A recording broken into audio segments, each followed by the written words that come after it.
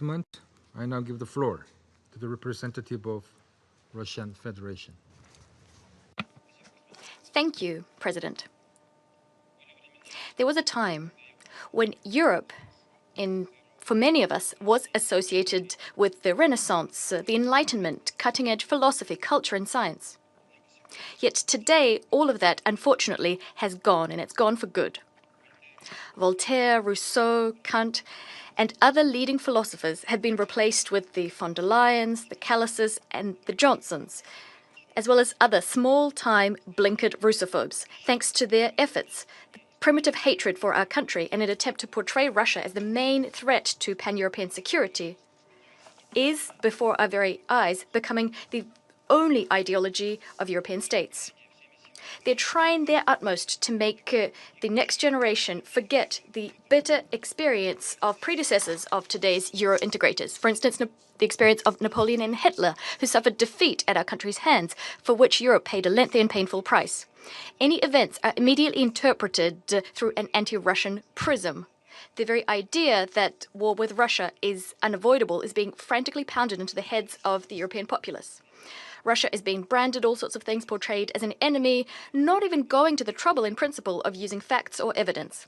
When these assertions turn out to be false, no one even thinks about apologizing for spreading such blatant lies. Today, we will have an excellent opportunity to see this for ourselves, given that in the room we have a lot of European extras. These extras will, as per usual, will be letting their imaginations run wild regarding the threat from Russia. This paranoia has reached never-before-seen heights. Just last week, we were compelled to listen in this chamber to groundless accusations about supposedly Russian UAVs entering Polish airspace. Not a single piece of evidence that these drones were of Russian provenance has been provided to date. It's telling that just a few days later, we heard that the incident involving damage to the roof of a residential house in Lublin province, which was a key component of this anti-Russia campaign, in reality was the result of a missile erroneously being dropped from a Polish fighter jet. The Polish Prime Minister Tusk today recognized that not a single drone that was found contained explosives. Not a single one posed a threat to civilians. For the Polish opposition, it clearly said this is a blatant provocation, the aim being to pull Poland into war. President, we take very seriously allegations against our armed forces. We always try to get the facts, which should allow us to understand what actually happened. This is why, in trying to get to the bottom of the situation, we immediately proposed for the Polish side to engage in bilateral consultations with us. Yet we didn't get a sensible reaction from Warsaw. This attests to only one thing. Neither Warsaw nor Brussels want the truth. All they need is a pretext for a new wave of the Russophobia campaign they're engaged in. It's very difficult to comment. Our European neighbors are inculpating themselves so obviously. Anyone of sound mind, anyone who is familiar with elementary logic would never say such a situation is normal. But yet, if on every screen, in every social media outlet, on every page, you're being told that Russia is your only enemy, then you might start believing anything and everything. The facts, the evidence here are superfluous. Today, we're compelled to be here to watch part 2 of this spectacle entitled Blame Russia for Everything. Our neighbors have now imagined that Russia is at fault for an incursion into Estonian airspace. As always, there is no proof except the Russophobic hysteria coming from Tallinn, which our Estonian colleague will wax lyrical about a little bit later. As for the facts prove that on the 19th of September, 3 Russian MiG-31 fighter jets conducted a planned flight from Karelia to an airbase in Kaliningrad Oblast, carried out in strict accordance with international airspace use rules. The Russian aircrafts did not stray from the agreed route, nor did they cross into Estonian airspace. Their trajectory, their flight was over the neutral waters of the Baltic Sea, over 3 kilometers from the island of Vindlo. Flight recorded data confirm this. If Estonia wanted to, it could have checked this itself.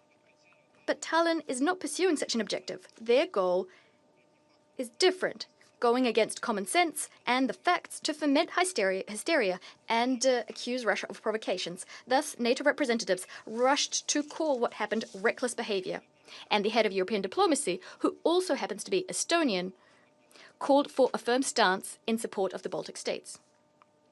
To be perfectly frank, our European colleagues deserve our sympathies.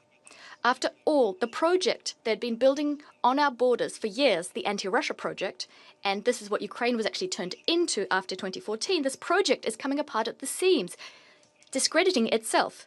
Ukraine became the Zelensky concentration camp long ago. It's not sparing its people. They're dying by the thousands every day in a senseless meat grinder in the name of Western geopolitical interests. The Zelensky regime has turned its country into a symbol of corruption, outright theft, violations of human rights, the freedom of religion, and the freedom of speech. In European capitals, despite all of this, they continue to laud so-called Ukrainian achievements, giving money and weapons to the Kiev regime, although they're clearly increasingly ashamed of their own puppets. However, they can't understand how to disentangle themselves from this fix. As a result, not-so-creative Euro bureaucrats have found nothing better to do than to whip up anti-Russian hysteria in the hope that European voters won't notice. This is a strange strategy, and without a doubt, it will achieve the opposite of what it intends to do. What will they accuse Russia of next? After all, they're not bothering to check the evidence nor the logical rationale for our actions.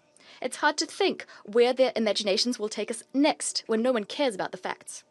President, without a doubt, we understand that the hysteria of our European colleagues is also directed at trying to return the new U.S. administration, including President Trump, to an anti-Russia course. It's aimed at undermining the understandings and undertakings entered into by Russia and the U.S.